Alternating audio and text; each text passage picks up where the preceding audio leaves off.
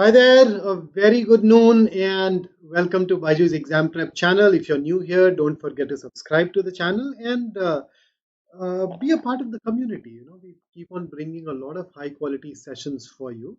And if you also turn on the notifications, you'd be able to ensure that you do not miss out on any one of these sessions. So, you know that right before every major exam, we take you through a lot of sessions that cover different facets. In fact, I remember taking a XAT strategy session quite a long while ago. I'd say a good maybe 30, 40 days ago. But then we were too wrapped up with the cat. So here it is, starting the new series where I'll take you through 100 most expected questions in the XAT exam so that when you face the exam, you don't feel that you are not prepared. You don't feel that you're meeting questions that are new and unpredictable for you. My name is Vikrant. I am your personal coach for all things related to English and communication skills. I'd also started a similar series for Snap. For that matter, I've also started a 500 most expected questions for the CAT series for the 24 aspirants already. So in case you know anybody who is preparing for 24, do let them know so that they can also benefit from that particular series. So here you go. Something for your mind first. Mhm. Even my clicker, I think I'm facing a lot of technical issues for the last day or two. All right. Without hustle, talent will carry you only so far. When Gary put only here, but then the English faculty in me thought that it is a misplaced modifier and it should go here. But then, at the end of the day, we all do need to put in a lot of effort. Wasted talent, in fact, is almost a proverb. So keep hustling until these exams are over. Hi, Sonali. Good to see you again. Sonali should actually get an award for being probably the most regular individual in these sessions, right? Oh, feeling a little chilly. So in case you are around here in Delhi NCR, you can actually collect that personally. Otherwise, reach out to me. And I think I should do something for you. Okay, so first up, let me tell you what all is new about the XAT. So you've gone through CAT. Some of you have already gone through Snap or are about to go through Snap. And Snap is a markedly different exam with just 60 minutes, 60 questions. XAT now will take you to the other extreme where you will actually be there for 175 plus 30 minutes. So it's a 3 hour, 10-minute exam divided across two parts. Part one, the percentile that you get in part one is what determines whether you get shortlisted for the next stage or not. Okay, and then what's exactly new? So if I sum it up all, then obviously the duration is one bit, right? Then apart from that, there is no sectional time limit, and therefore question selection becomes very important. A higher level of self-awareness where you know what you are good at and what you are not that good at, which questions take you less time, which questions take you more time. All of that would come into picture. Then your strategy needs to change, so you follow a round-based approach. So at the end of the day, unless you have gone through all the questions, you'll never be able to figure out which questions are easy and which are difficult, and thus you need to customize your approach for that scenario. Then just a minor change is that instead of 4 options, you get 5 options. Personally, I don't think it is much. Just takes a little longer, but beyond that, I'd say it's still more or less the same. Then the difficulty level. Now, the difficulty level of the XAT exam could at times be higher than the CAT. You definitely find it tougher than the SNAP. You are also likely to find you tougher than the NMAT and maybe even the CAT. Although the kind of exam that we saw this year in the CAT, uh, I'd say it is going to be more or less at par or maybe just a shade more difficult. But then if we should mentally be prepared for that higher difficulty level. And then, of course, there is an entire section on decision making, something that no other exam tests you on. So this is going to be really valuable, really important for you. Then the marking scheme, +1 minus 0.25. So 1/4 marks are deducted.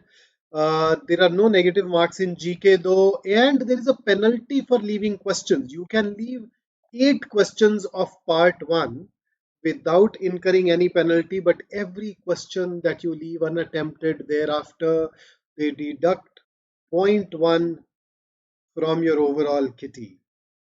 So that at times make people over attempt. Personally, I ignore this bit. I ignore this bit. Because if I get it wrong, I stand to lose minus 0.25. So it all basically averages out. So you should not really allow it to play much with you. And Soumya says, sir, why your videos got deleted? Which videos got deleted, Soumya? Which videos? 175. No this is not a recorded session यार, ये तो live है। मैं 12 बजे live आता तो हूँ हफ्ते में कई दिन, 3 दिन तो आता ही हूँ आई थिंक। हाँ, इनफैक्ट 3 से ज्यादा बार ही आता हूँ, 12 बजे ना आऊँ, अलग टाइम पे आऊँ, that's a different story. In fact look at the last few days and probably find me there every day. Then specifically talking about the verbal ability and logical reasoning section. They call it verbal ability and logical reasoning. There is no sectional time limit. You get 26 questions. And here is the breakup of the different questions that we got in XAT 22. So I'll just highlight the new things for you once again. They give us a poem, they give us grammar, and you typically see fill in the blank questions. So in XAT 22, we had 2 fill in the blank questions. One question had a sentence with 3 blanks, another one gave us 4 blanks, and then there are a lot of direct critical reasoning questions. Brinda, it is not about simultaneous. It is about overall. In part 1, if you leave 8 questions, so let us say that you left, let's say 20 questions are unattempted. So for 8 of these, there is going to be no deduction, but for the remaining 12, they are going to shave 0.1 for each one of these questions. So that's how it is going to happen. And then that is XAT 22. If I talk about XAT 23, and because this exam happens in the month of January, the year at times looks a little odd, like XAT 23 ho gaya, XAT 23 bhi hua kahan. Actually, this exam takes place in January and therefore the year gets changed. More or less the same things. The only addition was there was a para completion question also available. Okay. Anything else? Soumya says, is this my first session? Nah, this is the first session of the series called 100 Most Expected Questions in XAT. Radha Vinod, it's just a hoax. I mean, it's not a hoax, it is a reality, but yeah, I think personally I ignore that. Okay? Personally I ignore that. In some of those cases, let's say if I've managed to rule out 3 answer choices, I'm left with 2, and my gut goes with one of them, but I'm not 100% certain. In those questions, I may attempt because of that reason, but otherwise, I just ignore it. Okay, so here is a bit of preparation strategy. XAT RC, lot like CAT RC passages, except smaller passages, 3 questions each, 5 answer choices, and you also get poem comprehension. So make sure that you start reading a poem every day. Pay special attention to figures of speech and allusions. Okay, indirect references. Poems are not direct. They can be direct, but then poems can so very frequently refer to something indirectly instead of talking about it directly. So you need to become better at picking up those allusions, those indirect references. Soumya, I think you and I need to carry this conversation forward later, huh? Now that you've brought in Inception. Okay, then when it comes to XAT grammar, they mostly ask you error identification questions. They give you some sentences and they ask you to either pick up incorrect sentences or pick up correct sentences. The areas that are high frequency areas in XAT are prepositions, tense, subject verb agreement, articles, idiomatic expressions, and phrasal verbs. I think so far, if you look at it, you'd realize that it is more or less the same list that we had for Snap as well. But there is one additional area that I would like to bring in, and that is punctuation. So far, if you've ignored punctuations, then this is one chapter that I do want you to go ahead and master. Do go ahead and go through that. And do revise grammar. Do make sure that you practice a lot of mixed bag questions. Okay, Vrinda, I think you can just Google, yeah, go online, and there are plenty of poems that are available. Plenty of archives where you find poetry. So just spend, you know, prior to the cat, I asked you to read for 25 minutes every day. So similarly, just read poetry for around 25 minutes every day. And then when it comes to vocabulary, sorry, CR, it's your typical paragraph based critical reasoning. So, unlike SNAP, where you get those statement assumption questions, one statement, two assumptions, one statement, two conclusions. That is not the kind of critical reasoning that XAT gives you. XAT would typically give you a paragraph based CR where you have a paragraph and then there is a question stem that asks you to do something, and the question stem is followed by options. The question types that they mostly ask are inferences, assumptions, strengthening, weakening, and I forgot to write this here, but let me write this. Identify the logical flaw. So these are the five that you need to go ahead and become really good at. And my suggestion will be that you basically go ahead and revise your critical reasoning sessions. Additionally, keep on practicing critical reasoning questions so that you are able to figure out problems, if any. Okay, and finally taking you over to vocabulary. So we just get a fill in the blank question, one or two with 3 to 4 blanks, and fill in the blank questions are actually a combination of a lot of different things. So yes, vocabulary matters. You need to be aware of the meanings of the words that are given to you, especially what we call confusable. So there are times when you have these two words which are alike or similar in some way, and you're not able to be very sure of which word has which meaning, right? So those kind of things.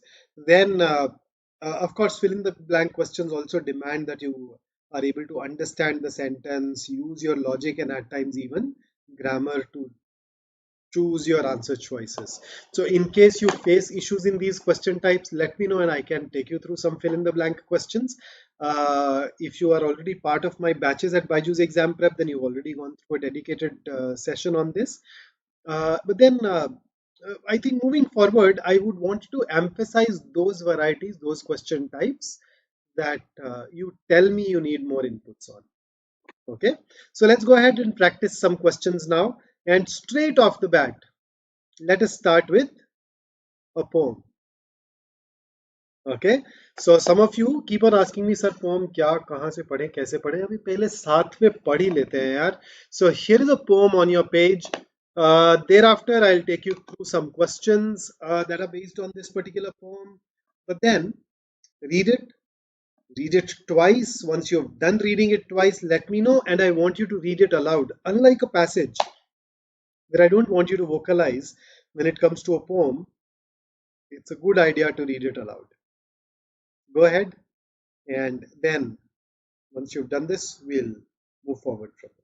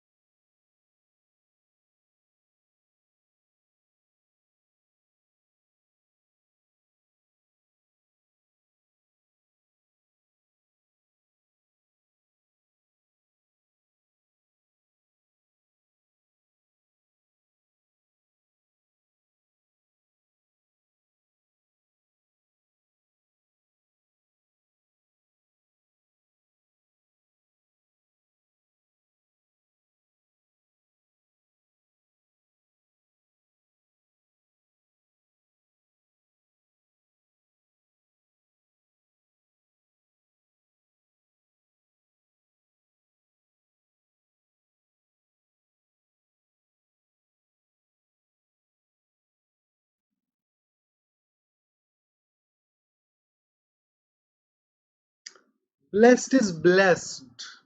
Blessings. That blessed.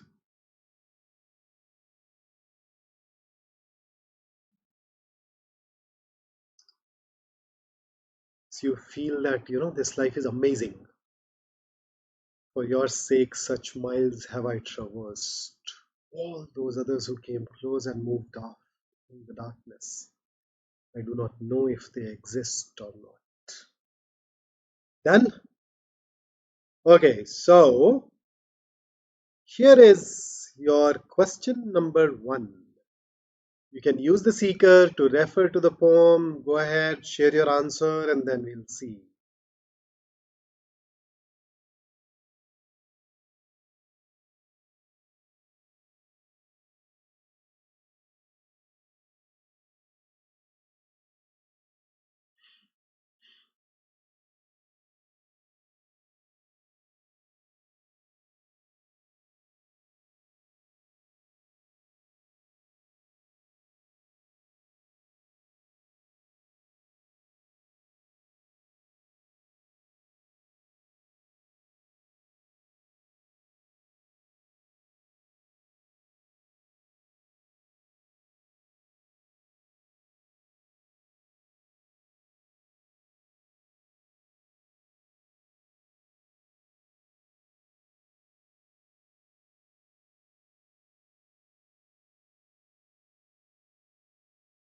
Okay, so if you've read the poem, what do you think? What is the poem about?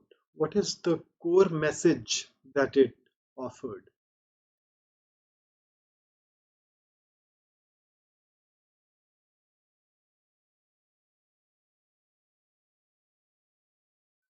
Hmm. So, in this particular poem, we are told about this journey of meeting someone that meeting our true love. Why even someone? So this basically goes ahead and talks about this journey where we find our true love. Look at the last part. Let's read it together. Okay. So the night is black and the forest has no end. No doubt. I think if you just look at this line, a million people thread it in a million ways.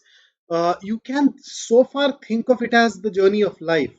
We have trysts to keep in the darkness, but this is where things changing. But where or with whom of that we are unaware. So you are supposed to meet people, but we have this faith that a lifetime's bliss will appear any minute with a smile upon its lips. So, lifetime of bliss is we have this faith that we'll find our true love. And in that process, you get a lot of hints, indications, go through a lot of other things, scents, touches, sounds, snatches of songs, brush us, pass us, give us delightful shocks. Then, peradventure, there is a flash of lightning. Whomever I see that instant, I fall in love with. I call that person and cry, this life is blessed, for your sake such miles have I traversed. All those others who came close and moved off in the darkness, I do not know if they exist or not.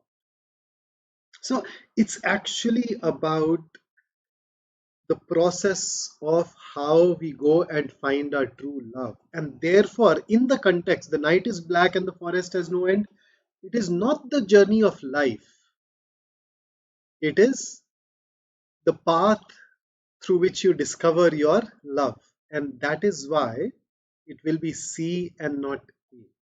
That is why this part in the context of the poem becomes very important. Moreover, if you look at A, it just talks about very long.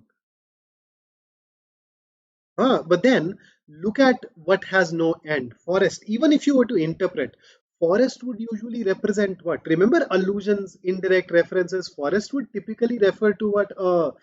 Challenge, difficulties, hardships.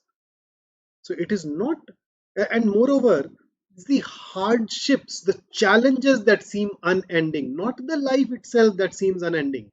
The allusion for life here would probably be night, and all you say is night is black. So normally we associate black with sadness, darkness, challenges, but in the context of this passage, it talks about uncertainties. It talks about you're not sure what or whom you are looking for.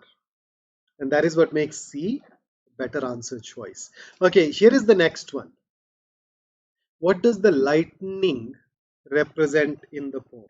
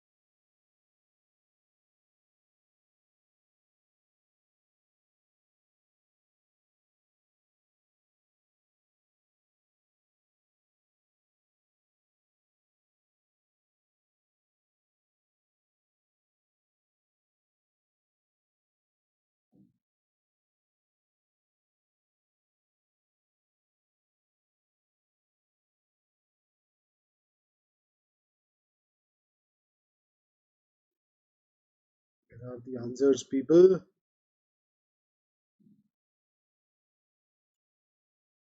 Vrinda, we will talk about it. Let's just go ahead and become familiar once. Let's start going through mocks, etc. And then you can take a call. So 26 questions. How much time do you think it would require? How much time do you have? How many sections do you have? Think along those lines first. Okay, so lightning. What does the term lightning here represent? So suddenly there is a lightning, and the first person that you see is the person that you fall in love with it. So it is that moment where you go on to discover your true love. The problem with C is this part is right. The instant where one finds the person who is one's true love, that would have been fine. But then the problem with this is this word looking for, this expression. You notice we don't even know whom. Look at this. The poem very clearly says, with whom of that we are unaware. We are not looking for a person. That person happens for adventure. So it's through that, during that journey, by chance, by luck, you bump into that person, right? And that is why uh, this looking for helps us rule out option C. A is fine. Otherwise, everything else in C was really fine. So A and C were quite close. Okay, and here's a third question, which I think you should find easy if you are going through your figure of speech.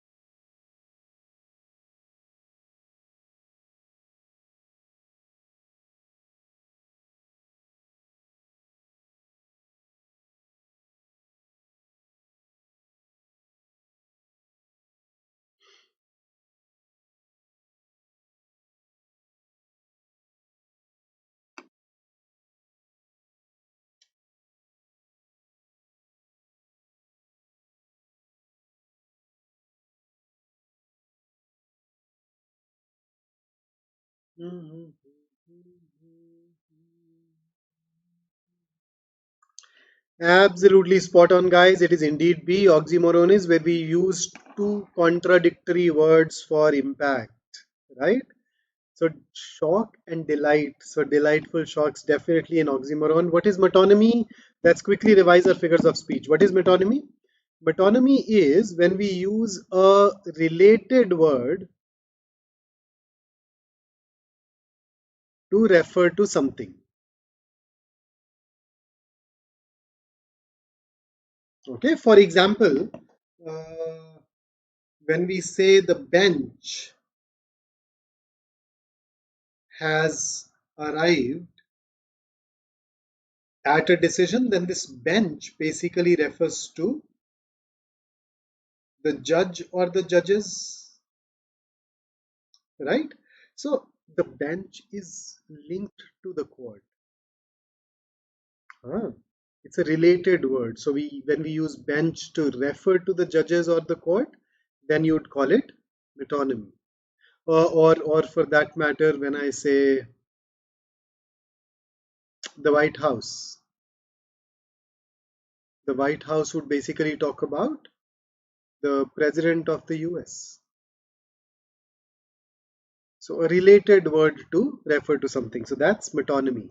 What exactly is pun? What is pun? Who's going to give that to me? Pun is a very commonly used figure of speech. So what is pun? A pun is a joke that is based on either an interplay of homophones. Remember two words that have the same sound? Ah, two words that have the same pronunciation but have different meanings.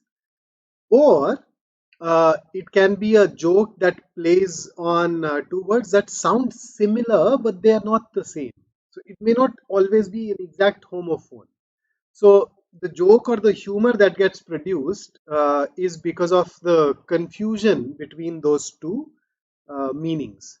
So, for example, check this out. The tallest building in town is the library because it has thousands of stories. The tallest building in town is the library because it has thousands of stories. So, story actually has two meanings. There are two words. Story is the tale that we share, and story also refers to the floor. There are two words that happen to have the same sound. So that's what it is. Then, how about? mm, I can't remember which state my wife wanted to visit for her next vacation. I can't remember which state my wife wanted to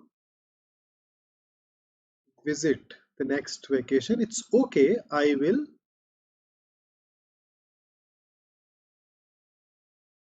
In fact,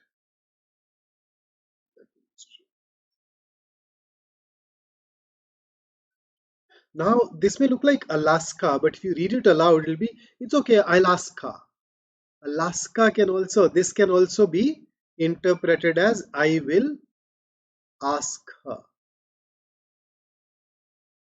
So these kind of things are puns. And then assonance is when you use two or more words in close proximity that happen to have the same vowel sounds. So that repetition can create some sort of rhythm, mood that can also be used for emphasis. For example, a rolling stone gathers no moss. Rolling stone, moss. So that rolling stone and moss, you notice they have that exact same vowel sound in between. Or how about that famous Dylan Thomas poem? Do not go gentle. Remember? You've heard of that? Do not go gentle into that good night. Old age should burn and rave at close of day. Rage, rage against the dying of the light. So, in that particular poem, age, rave, day, they're all words with assonance. Another very famous poem is William Blake's Tiger, Tiger, Burning Bright. That also uses a lot of eyes to create that rhythm in the poetry. So, tiger, tiger, burning bright in the forest of the night. So, tiger, tiger, night has that eye. What immortal hand or eye? So the entire rhythm in that poem comes from the use of assonance. Okay, so that's about poem one. Here is the second poem for you. This is not the entire poem. A part of it is on this slide, a part of it is on the next. Once you're done reading this, let me know and I'll take you over to the next.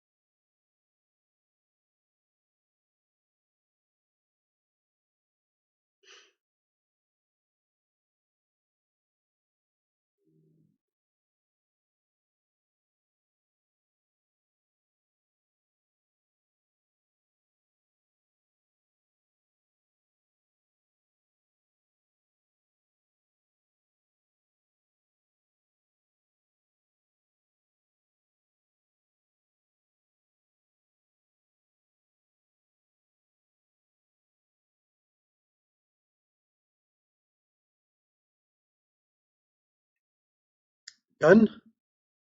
And I hope you are reading it out aloud. Maybe that's even better, Ayush. It means that you should get, there is a higher probability of you're getting these questions right. Okay, here is the next slide.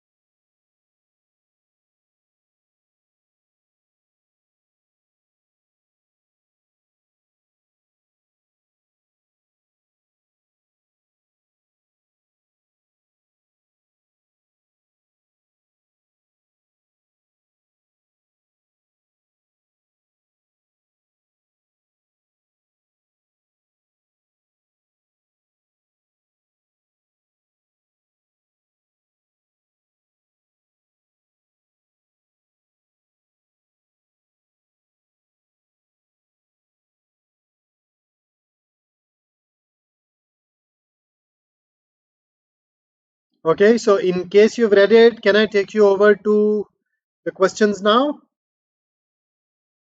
Yeah, My Mother at 66 by Kamla Das. Absolutely, yes. Okay, so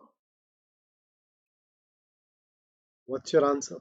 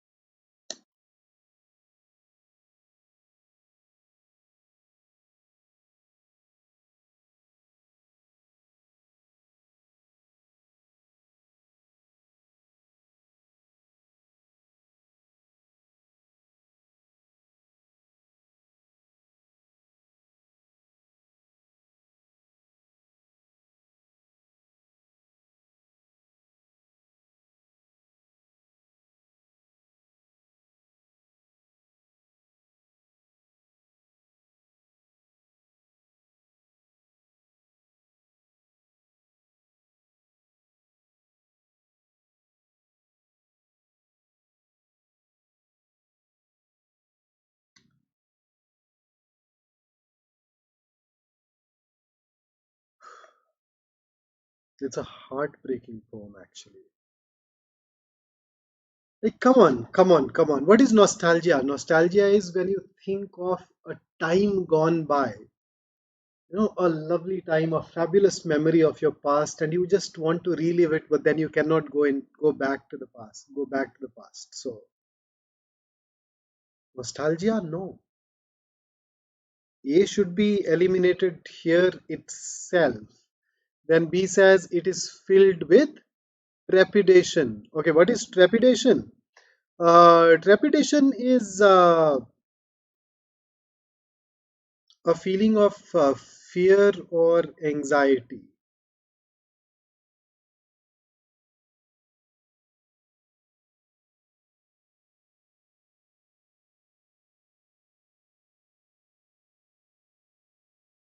So B and C can be very close. B says it is filled with, so it is smile. Thus her smile is filled with trepidation. C says her smile hides her fear. D says her smile is filled with hope. B and D are actually contradictory. So let us see what is happening in this particular poem. Driving from my parents' home to Cochin last Friday morning, I saw my mother beside me, doze, open mouth. So she was sleeping, right? Open mouthed, her face ashen like that of a corpse, and realized with pain that she was as old as she looked. but soon put the thought away and looked out at young trees sprinting, the merry children spilling out of their homes. So you notice she looked at her mother and she felt that she's as if she were dead. Her body was as old as she looked. She was also in pain. So she just turned her gaze elsewhere because that thought and that view led to something deeply uncomfortable in her mind. But after, so she distracted herself, but then we come back. But after the airport's security check, standing a few yards away, I looked again at her, wan, pale as a late winter's moon, and felt that old familiar ache, my childhood's fear. Which fear is being talked about here? Which fear is being alluded to here? Which fear does a child have? In the context can probably help you. That fear is that of losing your parents, being abandoned and being alone in this world. So the childhood fear is my mom may die. But all I said was see you soon, Amma. All I did was smile and smile and smile. So look at all these ands. This is called polysyndeton. Why are we using these ands? So in the previous paragraph, this was the strategy that she used to keep the thoughts away. Here, this is what she's using to keep that thought away. So she smiled because she did not want her face to reflect the fact that she is afraid of losing her mother, and that smile was just a cover, and that is why it is C and not B and not D. Nostalgia is absolutely out of question.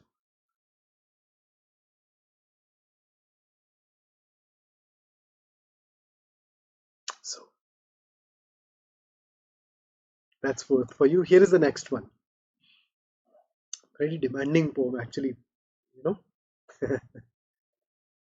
figure of speech in the last line was polysyndeton. This figure of speech is called this particular part. I'll just highlight it. Smile and smile and smile. This is called polysyndeton. Okay, when you repeated, where you repeat a particular conjunction multiple times. Okay, the next one.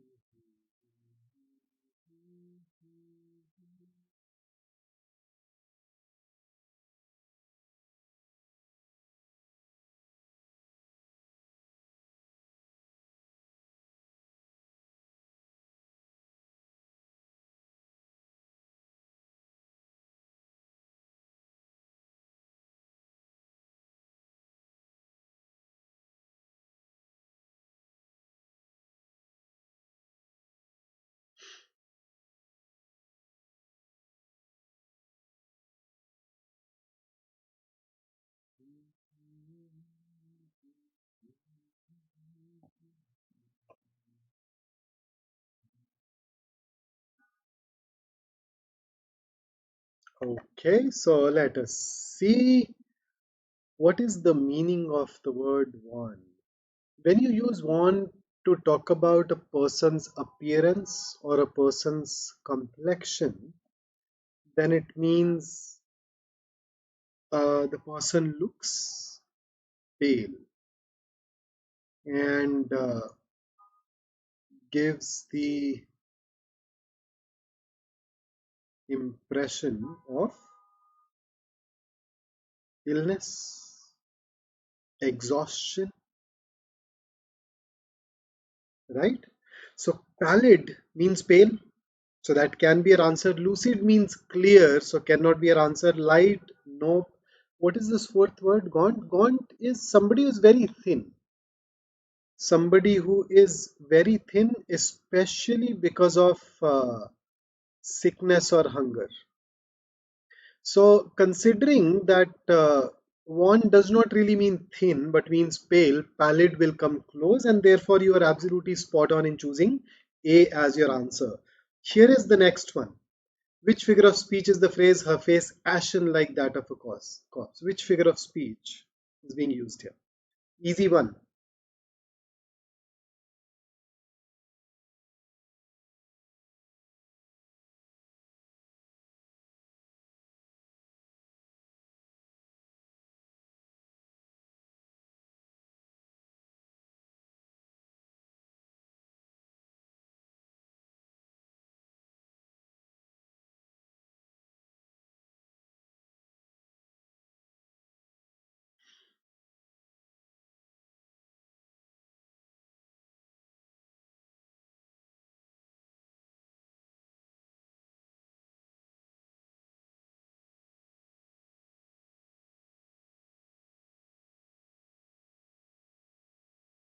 Hmm. So, answers. Absolutely yes, it is B. It is not a metaphor because in metaphor, when you compare, you do not use words like or as. So B it is. So you know metaphor, you know simile. We talked about assonance in the last one. And then alliteration is when you have two words that happen to have the same consonant sound at the in the beginning. Right. So that's alliteration. Most of your tongue twisters, for example. Here is the next question.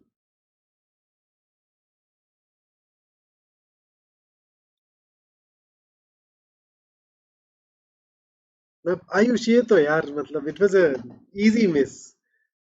Metaphor versus simile is very simple. No, you have a like or an as though? If yes, in the comparison, then you know it is a simile. Otherwise, you'd call it a metaphor.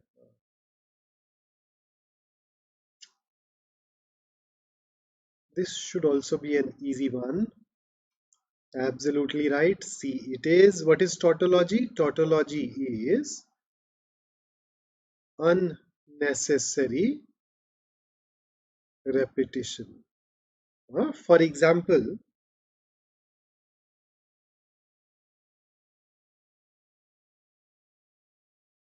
look at this. When we say free gift, come to think of it. Gift is always free, isn't it? Do you pay for a gift? Would you pay for a gift? No. So, what is this free gift business here? So, technically, if you look at it, it should be a tautological error. Okay. Ayush, go to our website here. I've already ensured that we start off the right note, right? Taken you through two poems today itself. Moreover, I've also kind of talked you through a couple of more poems. Tiger, tiger. So we'll do that. And look at BYJU'S exam prep app. We generally put up a lot of topic tests there. Quite a few of them are open for everyone too. So you can perhaps check more of these from there. Otherwise, I'll see. Let me see what I can do. Okay. So that's about today. We are starting our crash course for that, where you'd see a session, 15 sessions at 7 p.m. mostly every day, starting from 19th December. So make sure that you do attend that. Additionally, we actually have a badge, dedicated badge for other management entrance tests, the ones other than the CAT. You can consider joining that too. And in case you are writing SNAP, don't forget to join us immediately after your test for a detailed analysis of your particular slot. In if you want to go through just one or two areas thoroughly. For example, figures of speech. You can unlock a 3-day free trial, go through those sessions, and maybe then just spread the good word around, and that will be all. So that's it from me today. I hope such great percentiles for you in every exam that you go on to write.